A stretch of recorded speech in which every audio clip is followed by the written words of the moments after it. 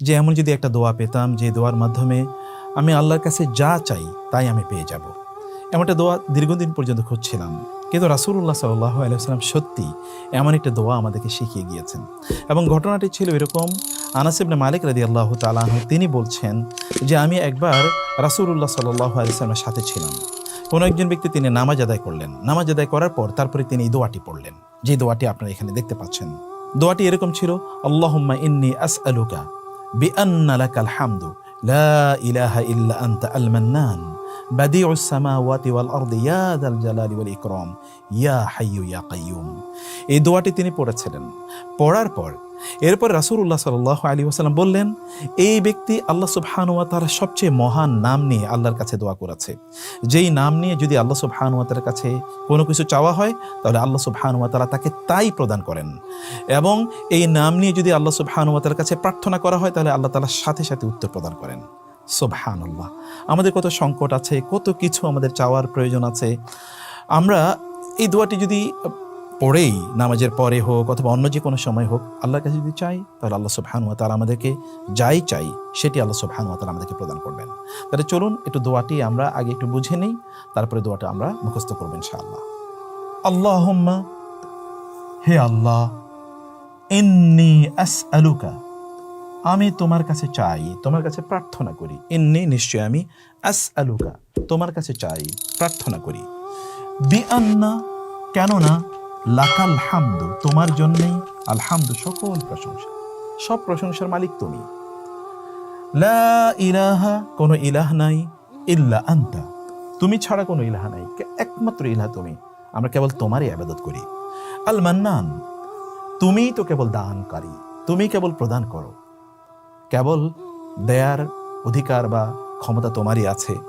বাদিউস সামাওয়াতি ওয়াল আরদি, বাদিউ মানে সৃষ্টিকারী, আস-সামাওয়াতি ওয়াল আরদ, আসমান এবং জমিনের একমাত্র সৃষ্টিকারী তুমি। ইয়া যাল জালালি ওয়াল ইকরাম, হে সম্মানের অধিকারী এবং দানের অধিকারী, হে মর্যাদার অধিকারী এবং দানের অধিকারী।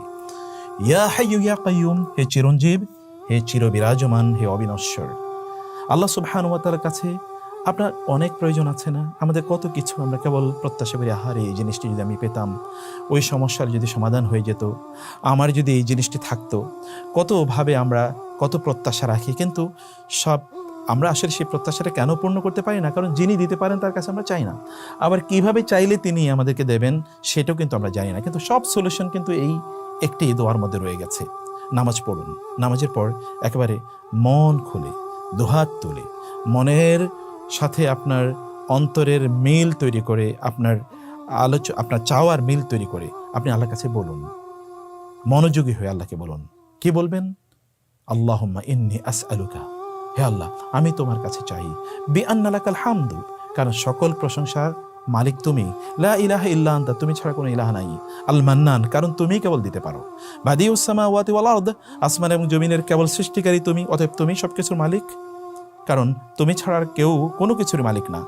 ইয়া যাল জালালি ওয়াল ইকরাম, হে মহান সম্মানের অধিকারী, হে দানের অধিকারী। ইয়া হাইয়্যু ইয়া কাইয়্যুম, হে চিরঞ্জীব, যিনি কখনো মারা যান না এবং যিনি সদা সর্বদা বিরাজ করছেন, সব কিছু যিনি জানেন। এই দোয়াটি আল্লাহ তাআলার কাছে এভাবেই করুন। তাহলে চলুন আমরা দোয়াটা এবার মুখস্থ করে নেই। কয়েকটা অংশে কীভাবে আপনারা মুখস্থ করবেন সেই টেকনিকটা শিখিয়ে দেই। প্রথম অংশটা, আল্লাহুম্মা ইন্নী আসআলুকা, আল্লাহুম্মা ইন্নী আসআলুকা, এতটুকু বলুন। আল্লাহুম্মা ইন্নী আসআলুকা, আল্লাহুম্মা ইন্নী আসআলুকা, আল্লাহুম্মা ইন্নী আসআলুকা। দ্বিতীয় অংশ, বিআন্না লাকাল হামদু, বিআন্না লাকাল হামদু, বিআন্না লাকাল হামদু। এবার প্রথম থেকে বলুন, আল্লাহুম্মা ইন্নী আসআলুকা বিআন্না লাকাল হামদু, আল্লাহুম্মা ইন্নী আসআলুকা বিআন্না লাকাল হামদু। এবার তৃতীয় অংশে আমরা যাই। তৃতীয় অংশ কি?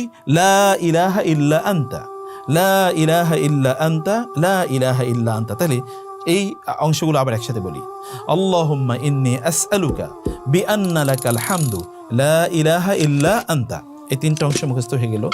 এরপরের অংশটি, আল মান্নান বাদিউস সামাওয়াতি ওয়াল আরদি, আল মান্নানু বাদিউস সামাওয়াতি ওয়াল আরদি, আল মান্নান বাদিউস সামাওয়াতি ওয়াল আরদ। এবার শুরু থেকে আবার বলুন, আল্লাহুম্মা ইন্নী আসআলুকা বিআন্না লাকাল হামদু, লা ইলাহা ইল্লা আনতা, আল মান্নান বাদিউস সামাওয়াতি ওয়াল আরদ।